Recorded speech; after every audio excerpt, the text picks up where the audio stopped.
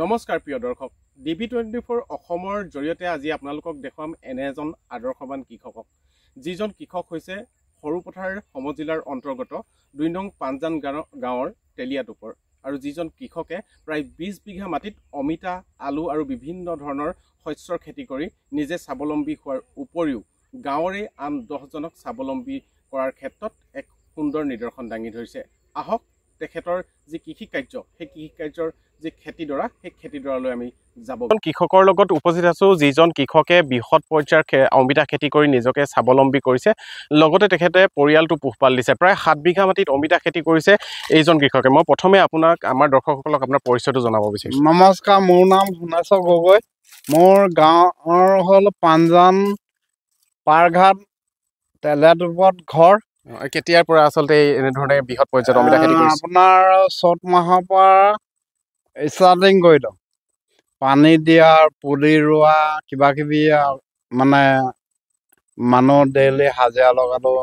পুলি মানে পলিথিন মানে টিপালত মেচিনে পানী আনি গোটালোঁ নদীৰ পৰা আনি পুলি ৰুলোঁ। আপোনাৰ জেঠ মাহ আহাৰ মাহৰ পৰা লাগিবলৈ আৰম্ভ কৰিলে। এতিয়া আপোনাৰ 8-9 গাড়ী অমিতা বিকিলোঁ। ক'ত বিকে আপুনি সেইখিনি অমিতা? ডাইৰেক্ট গুৱাহাটী পঠিয়াইছোঁ। আপুনি কোনোবাই আপোনাক সহায় কৰে নেকি অমিতাখিনি বাহিৰত? এইজন লগত হয়, আমি দুইজনে কিমান কুইণ্টেল মাহত আপুনি ওলায়? এতিয়া সপ্তাহত আপোনাৰ কালি গ'ল 42 কুইণ্টেল। সপ্তাহত এনেকৈ গৈ আছে। উচিত মূল্য পাইছেনে? পাইছোঁ। আপোনাৰ মানে লাভাংশ, সেই যি বিক্ৰী কৰি আপুনি লাভাংশ পাইছে বা নিজে স্বাৱলম্বী হৈছে, সেই ক্ষেত্ৰত আপুনি সুখী নে? সুখী মানে কি কোনো লছত নাই, লাভতে আছে।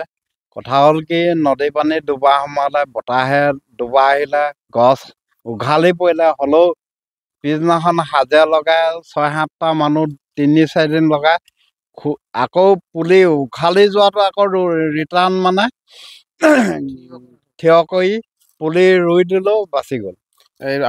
ইতিমধ্যে আমি দেখিছোঁ প্ৰায় 7 বিঘা মাটিত আপুনি অমিতা খেতি কৰিছে। ইয়াত আপোনাৰ যি পৰিবাৰেও আপোনাৰ এই ক্ষেত্ৰত যথেষ্ট সহায় কৰে। কি কৰে? সিহঁতে আহে সময়ত ভাত দিয়ে, চাহ দিয়ে। মানুহৰ হাজিৰা মানুহ ডেইলি 8টা 9টা 10টা মানুহ থাকে। এদেৰকে মানে চবকে সহায় কৰি থাকে। তাৰপৰা টাইমত ছুটি হয়, চবেই গুচি যায়। নিশ্চিতভাৱে আপুনি অমিতা খেতি কৰি বৰ্তমান সময়ত এজন সফল কৃষক হিচাপে থিয় দিছে। হ'বলৈ আশাটো আছে এতিয়া, কিন্তু হ'মগে বুলি ভাবি আছোঁ মনে মনে। মই আপোনাৰ কাষলৈ আহিছোঁ, যিহেতু আপুনি অমিতা ব্যৱসায়ত সহায় কৰে বুলি তেখেতে ইতিমধ্যে উল্লেখ কৰিছে। অমিতাৰ যিখন বজাৰ, বৰ্তমান আমাৰ যুৱচামে যিহেতু খেতি কৰা বাদ দিছে বৰ্তমান সময়ত, অমিতাৰ যিখন বজাৰ বা মই যদি অমিতা খেতি কৰোঁ, মই কেনেধৰণে লাভান্বিত হ'ব পাৰিম? এইটো অমিতা আপোনাৰ 10 টাকাকৈ বিকিলেও লছ নাই। আমাৰ লগত গুৱাহাটীৰ ৰেট আজি 30 টকাকৈ চলি আছে। মানে গাড়ী খৰচা চব আমাৰ যায়, 30 টকাকৈ যায়। তাৰপিছতে আমাৰ লগত ইয়াতে একদিন ছিঙিলে 40 কুইণ্টেল 42 কুইণ্টেল মাল ওলায়। 5 দিন পিছে ছিঙিব লাগে। আৰু আমাৰ লগত দুইজনে মানে মিলি পেলাই কৰিছোঁ, বহুত ভাল আছে। কৈছোঁ না, 10 টাকাকৈ বিকিলেও আমাৰ লগত। আপুনি ক'ব বিচাৰেনে যুৱচামে অমিতা খেতি কৰাটো প্ৰয়োজন? বহুত ভাল, বহুত ভাল। আমি প্ৰথম অমিতা নাওজান অমিতা উদ্ঘাটন আমিয়ে কৰিছোঁ। কেলে একটাও মানুহ কৰা নাই। সেই আমাৰ পৰা চব যিমান মানুহ প্ৰচাৰ কৰোঁ আমি, মানুহ বহুত এতিয়া চব অমিতা খেতি কৰিবলৈ ধৰিছে। এতিয়া য'তে যাওঁ য'তে মানে অমিতা লগাই আছে মানুহ। হয়, এনেধৰণে আচলতে অমিতা খেতি কৰি যুৱচামে, যি আপোনালোকে কেমেৰা স্ক্ৰীণত দেখিছে, এয়া হৈছে প্ৰায় 2 কেজিৰ ওপৰৰ অমিতা। এনেধৰণৰ অমিতা তেখেতে উৎপাদন কৰি বজাৰ দখল কৰিছে। বৰ্তমান সময়ত অসমীয়া যিসকল যুৱক তথা অসমৰ যিসকল নিবনুৱা যুৱক, এই নিবনুৱা যুৱকে নিশ্চিতভাৱে এনেধৰণৰ অমিতা খেতিৰ জৰিয়তে স্বাৱলম্বন হ'ব পাৰিব।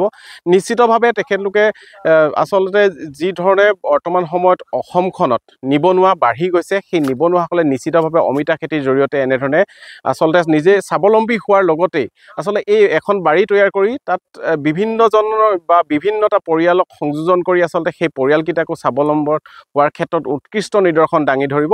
এয়া হৈছে তেখেতৰ অমিতা খেতিৰ দৃশ্য। ইতিমধ্যে আপোনালোকক দেখালোঁ, অমিতা খেতিৰ বিষয়ে তেখেতৰ পৰা জানিলোঁ। তেখেতৰ আৰু বহু খেতি এনেধৰণে আচলতে এই অঞ্চলটোত তেখেতে তেলিয়াটোপ অঞ্চলটোত কৰিছে, সেয়াও আমি আপোনালোকক দেখুৱাম। মই সতীৰ্থক প্ৰথমে এই বৃহৎ অমিতা বাৰীৰ দৃশ্য দেখুৱাবৰ বাবে অনুৰোধ কৰিছোঁ।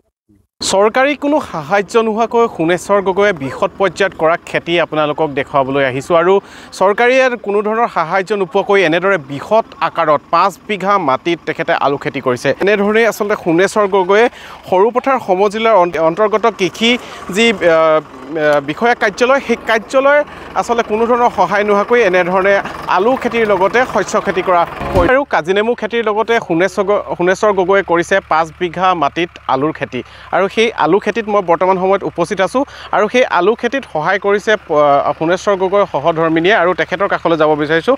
বৰ্মা, আপোনাৰ পৰা অকণমান জানিব বিচাৰিছোঁ যে আপোনালোকে বিভিন্ন খেতিৰ লগতে আলু খেতিও কৰিছে। আপুনি আজি আলু বৰ্তমান সময়ত দি থকা আমি দেখা পাইছোঁ, কি ক'ব এই মুহূৰ্তত? ভাল লাগিছে, খেতি কৰিয়ে আছোঁ এনেকৈ আজি কেইবাবছৰো হ'ল কৰি থকা। হয়, আৰু কি ক'ম এতিয়া, আপোনালোক দুয়োজনে খেতিত যথেষ্টভাৱে আচলতে লাগি কৰি থাকে। আপোনাৰ পৰিয়ালত কোন কোন আছে? মোৰ মা দেউতা আছে, ছোৱালী 3জনী আৰু মানুহজন মই। এতিয়া কিমান বিঘা মাটিডৰাত আপোনালোকে আলু খেতি কৰিছে? এতিয়া 5 বিঘা মাটি উলিয়াইছে আলুৰ কাৰণে। হয় হয়, আৰু লগতে বিভিন্ন ধৰণৰ শাক পাচলি খেতি কৰিছে। কৰা হৈছে পিঁয়াজ, ৰচুন, সৰিয়হ, তাৰপৰা অমিতা আছে, কাজি নেমু দেখা পাইছোঁ। কাজি নেমু আছে। মই সোণেশ্বৰ গগৈ কাষলৈ যাব বিচাৰিছোঁ। আপোনাৰ পৰা জানিব বিচাৰিছোঁ যে 5 বিঘা মাটিত আপোনালোকে আলু খেতি কৰিছে, লগতে আপুনি বিভিন্ন ধৰণৰ বিঘাই বিঘাই খেতি কৰি আচলতে স্বাৱলম্বন হৈছে।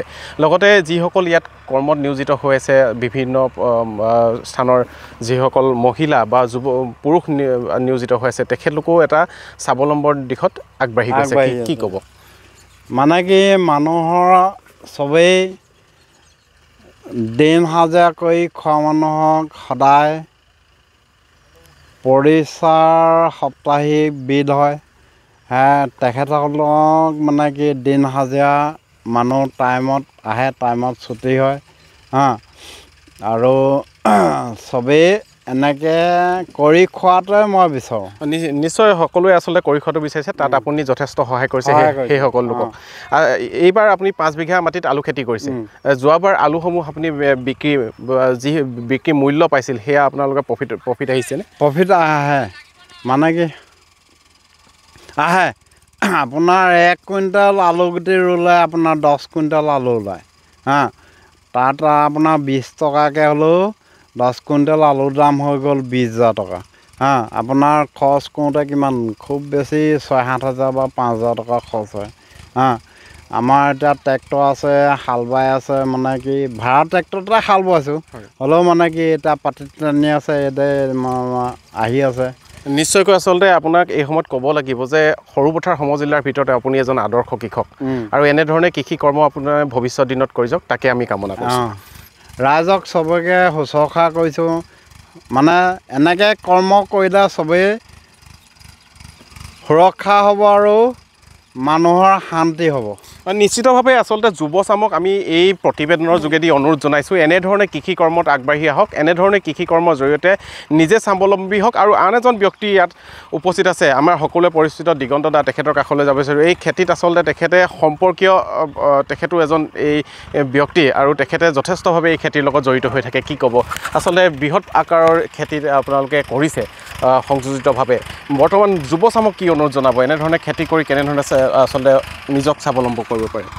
যুৱকচামক এটাই মই ক'ব বিচাৰোঁ, আহক সোণেশ্বৰ গগৈ নিচিনাকৈ কৰক খেতি, চবেই স্বাৱলম্বী হওক, সিমানেই ক'ম আৰু কি ক'ম। যিহেতু বৰ্তমান সময়ত দেখা যায় যে কৃষকে বজাৰ মূল্য সঠিকভাৱে নাপায়, কিন্তু এনেকৈ কিছু কৃষক আছে যি খেতি কৰিও বৰ্তমান সময়ত স্বাৱলম্বী হৈছে, কি ক'ব?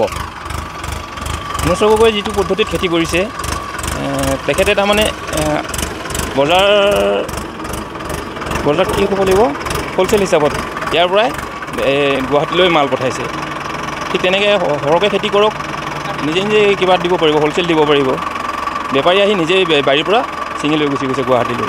হয়, নিশ্চিতভাৱে আপোনালোকে দেখিছে যে ট্ৰেক্টৰে যি আলু দিবৰ বাবে ইতিমধ্যে তেখেতলোকে যি ভেটি নিৰ্মাণ কৰিছে, সেই ভেটি নিৰ্মাণ কৰি থকা দেখা পোৱা গৈছে। আৰু এনেধৰণে সৰুপথাৰ সমজিলাৰ 2 নং পাঞ্জান গাঁৱৰ যি তেলিয়াটোপ গাঁৱৰ সোণেশ্বৰ গগৈ আছে, সেই সোণেশ্বৰ গগৈয়ে কৃষি কৰ্মৰ জৰিয়তে উৎকৃষ্ট নিদৰ্শন দাঙি ধৰিছে।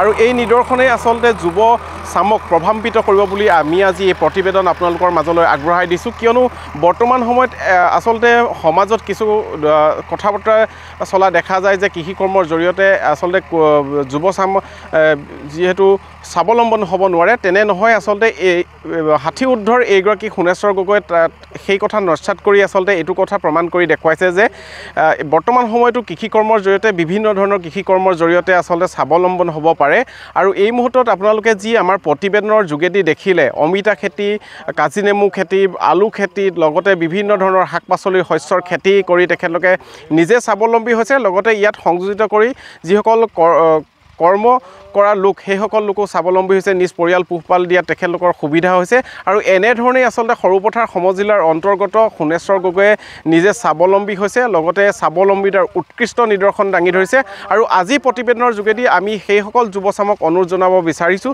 যিসকল যুৱচামে বৰ্তমান সময়তো আচলতে এনেধৰণে পৰিত্যক্ত অৱস্থাত থকা কিছু মাটি তেখেতলোকে নিজেই হাল বাই ব্যৱস্থা কৰি শস্য খেতি কৰি আচলতে নিজকে লাভান্বিত কৰাৰ উপৰিও নিজৰ পৰিয়ালটো পোহপাল দিয়াৰ উপৰিও অন্য 10জনক লগত লৈ কেনেধৰণে আগবাঢ়ি যাব সেই কথা বতৰা আমি দেখুৱাবৰ বাবে আজিৰ এই প্ৰতিবেদন আপোনালোকৰ মাজলৈ আগবঢ়াই দিব বিচাৰিছোঁ নিশ্চিতভাৱে এই প্ৰতিবেদনৰ যোগেদি সৰুপথাৰ সমজিলাৰে নহয় সমগ্ৰ অসমৰ যুৱচাম যিসকল নিবনুৱা যুৱচাম নিশ্চিতভাৱে তেখেতলোকে এই প্ৰতিবেদনৰ যোগেদি কিছু লাভান্বিত হ'ব বুলি আমি আশা প্ৰকাশ কৰিছোঁ